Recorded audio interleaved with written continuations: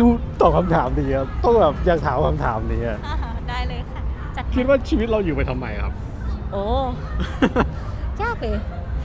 ถ้าเป็นตอบแบบไม่โลกสวยก็คือแบบ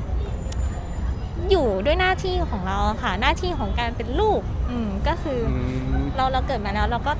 ต้องดูแลท่านอะไรอย่างเงี้ยค่ะทดแทนบุญคุณเขาเนาะที่เขาให้เราได้เกิดมา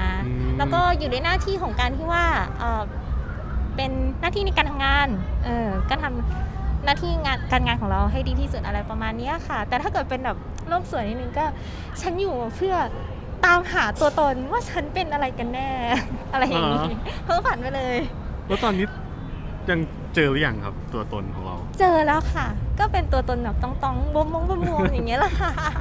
แล้วก็ชอบวาดรูปเนาะใช่ค่ะก็เหมือนเป็นตัวการ์ตูนตัวหนึ่งที่แบบอยู่บนโลกนี้โลกที่แบบมีความเป็นจริงอะไรอย่างเงี้ยค่ะพอบอกว่าชอบวาดรูปนี่แบบผมแบบมีคำถามมากเลยว่าผมเป็นคนที่แบบวาดรูปไม่เป็นเลยเว้ยจริงอ่ะใช่แล้วแบบผมอยากรู้ว่าคนที่แบบชอบวาดรูปอย่างเงี้ยเขาแบบเขาวาดตั้งแต่เด็กเขาวาดเป็นเลยไหมไม่นะคะส่วนใหญ่คือถามว่ามันจะมีคนที่จีเนียสอัจฉริยะขนาดว่าแบบเกิดมาไม่กี่ขวบแล้วสามารถแบบวาดได้เลยโดยไม่มีใครสอนเงี้ยมันก็มีนะคะแต่ว่าส่วนใหญ่อะเราคิดว่านักวาดอะเขาต้องมีการฝึกฝนแล้วก็มีแรงบันดาลใจที่มาจากทั้งความชอบแล้วก็สภาพแวดล้อมโดยรวมของเขาอย่างเช่นว่าเราอย่างเงี้ยเราเติบโตมาด้วยการ์ตูนช่อง9เราชอบมากเลยเซเลอร์มูนดักก้อนมอนอย่างเงี้ยเราอยากจะสัมผัสตัวการ์ตูนนั้นให้ได้มากที่สุดถ้าเป็นเรื่องของเล่นอย่างเงี้ยอาจจะสัมผัสไม่ได้เพราะตอนนั้นแบบพวกของเล่นมันอาจจะราคาแพงเนาะเราก็ใช้วิธีการแบบวาดรูปอะไรเงี้ยเล่นตุ๊กตากระดาษอะไรอย่างเงี้ยค่ะมันก็เหมือนเป็นการฝึกปือสกิลของเราไปเพราะเราชอบด้วยเนาะใช่ไหมเพราะเรายิ่งวาดเราก็ยิ่งชอบมันก็ยิ่งพัฒนาไปเรื่อยๆป่ะใช่นั่นแหละค่ะอ๋อต่างกับผมไงผมวาดไม่เป็นแล้วผมก็ไม่ชอบมันก็เลยแบบไม่ได้แบบอยากคิดจะพัฒนาอย่างนั้นหรือเปล่าใช่เนาะอาจจะด้วยส่วนหนึ่งแหละแต่ถ้าเกิดมันต้องมีแบบอะไรบางอย่างที่มาทำให้เรามีความจำเป็นต้องวาดอย่างเช่นว่าเรามีเรียนวาดรูปเราก็ต้องมีการขนขวายหาความรู้หาวิธีที่จะวาดมันได้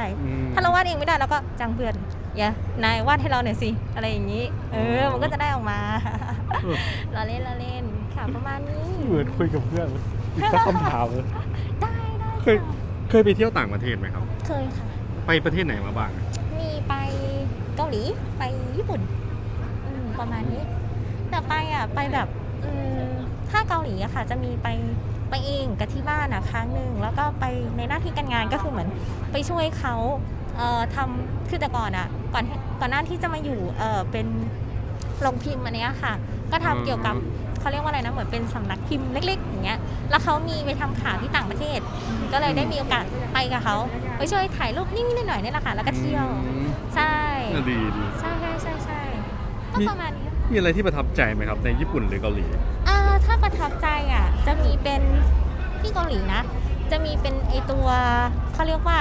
เมาส์เซารักหรืออะไรสักอย่างที่มันจะเป็นกระเช้าลอยฟ้าขึ้นไปเคยดูซีรีส์เรื่อง Goblin ไหมคะไม่เคยครับเคยเศร้าเลยนั่นแหละเขาจะมีฉากนึงใช่ที่เขาจะพาแบบขึ้นกระเช้าไปแล้วก็เหมือนไปบอกรักกันอยู่ข้างบนมันจะเป็นวิวที่แบบเหมือน360องศาเห็นได้ทั่วเลยว่าเป็นแบบภูเขารายล้อมรอบๆมันแบบเป็นเคเบิลมั้ยแล้วก็เป็นกระเช้าใช่แต่พอขึ้นไปถึงจุดบนยอดสุดของตัวภูเขาค่ะมันก็คือแบบอยู่ข้างบนแล้วก็เห็นทิวทัศน์รายล้อมเลยเหมือนเราขึ้นไปอยู่บนเอเวอเรสต์หรืออะไรพวกนี้ค่ะแต่ไม่สูงเท่านั้นนะก็สวยแล้วไปบอกรักกันข้างบนใช่ถ้าเขาไม่รับรักก็เปิดประตูผลักออกทีมเลยปึ้งแล้วก็ว้าว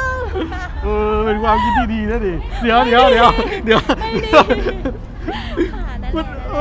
มันดูไม่มีทางออกนะถ้าสมมติแบบไม่ชอบเขาสมมติแบบคิดกับเขาแค่เพื่อนอย่างเงี้ยขึ้นไปแล้วแบบก็คนนึงก็อาจจะยืนฟรีซโดนแช่แข็งอีกคนนึงก็คือแบบบายบายแล้วก็เปิดกระเช้าไปอะไรอย่างงี้จบให้สวยๆหน่อยถ้าจบไม่สวยก็คือแบบเธอไม่รักฉันเหรอประมาณนั้นแต่ถ้าเป็นแบบในชีวิตจริงถ้าแบบไม่รักฉันก็นั่งกันคนละมุมกลับอย่างเงี้ยเหรอค่อยๆนั่งกลับมันก็คงจะแบบเฟลอาจจะไปกันคนละขบวนไงอาจจะเป็นคนละกระเช้ากันคงไม่สามารถถึงขั้นนั่งประชันหน้ากันลงกระเช้าหรอกตัวเองประมาณนั้นค่ะเราเปลี่ยนจากความโรแมนติกเป็นความอะไรก็ไม่รู้เลยกลายเป็นคดีฆาตกรรมเฉยเลยโอเคคำถามสุดท้ายได้เลยค่ะ ถ้าสมมติมี time machine นะครับ เราจะเดินทางไปในอนาคตหรือเราจะย้อนกลับไปในอดีต อยากย้อนไม่ย้อนอนาคตดีกว่าอยากไปไม่ย้อนไปในอดีตแต่อยากไปดูอนาคตเอาอนาคตอีกสักแบบ20-30 ปีนี้ก็ได้ค่ะอยากไปรู้ว่าข้างหน้าโลกเรามันเป็นยังไงอ่ะมันจะแย่ถึงขั้นว่าที่เราต้องหาทางหนีออกนอกโลกเพื่อไปอยู่ที่อื่นกันจริงๆหรือเปล่าเหมือนที่พวกหนังไซไฟเขาทำแล้วแบบไซโคเรามาอย่างเงี้ยคืออย่างที่เราเห็นกันนะเนาะว่าช่วงนี้มันแบบไหนจะภาวะโลกร้อนไหนจะแบบเรื่องสงครามนู่นนี่นั่นคือมันแบบดูลุมเร้าอ่ะเนาะก็เลยคิดว่าแล้วโลกเรามันจะอยู่ได้อีกสักเท่าไหร่เชียว ก็มีความคิดในใจว่า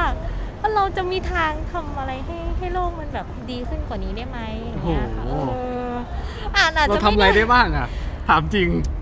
ถ้าอย่างแรกเลยก็คิดว่าน่าจะเป็นแบบเรื่องของการใช่ไหมเราจะทำอะไรที่แบบช่วยโลกได้บ้างอ่ะในฐานะคนหนึ่งอ่ะมันอาจจะไม่ใช่เรื่องใหญ่ๆอาจจะเป็นแบบเรื่องเล็กๆอย่างเช่นว่าอะไรที่เราประหยัดได้เหมือนประหยัดน้ำอย่างเงี้ยคือปกติถ้าเราแปรงฟันอย่างนี้ใช่ไหมเราก็เปิดน้ำทิ้งไว้แล้วก็แปรงเสร็จเมื่อไหร่ก็ค่อยปิดเราก็ใช้วิธีเหมือนที่เห็นในหนังไหมที่เขาเปิดแบบใส่แก้วแค่แก้วเดียวแปรงให้จบเสร็จภายใน1 แก้วพออะไรอย่างนี้ก็ช่วยแบบลดน้ำได้หรือก็ไม่ต้องแปรงฟันไม่ต้องอาบน้ำโอ้หอมหึงเลยทีนี้ ก็คือต้องใส่แมสทั้งวันนะสัก3 ชั้นไม่ได้ไหมคุณเธออาจจะช่วยแบบเรื่องเล็กๆน้อยๆก่อนนะคะแต่จริงๆอยากจะให้ช่วยเรื่องของการแยกขยะมากกว่าเพราะตอนนี้เรื่องของกระแสแบบรีไซเคิลนะจริงๆมันมีมาตั้งนานแล้วแหละแต่เริ่มรู้สึกหนักๆเลยก็ตอนที่ทำงานที่เกี่ยวกับบริษัทที่เราทำอยู่นี่แหละเพราะมันเป็นเกี่ยวกับทำแพคเกจิ้งเนาะแล้วทีนี้แพคเกจิ้งของเราส่วนใหญ่มันจะเป็นพลาสติกใช่ซึ่งเรื่องนี้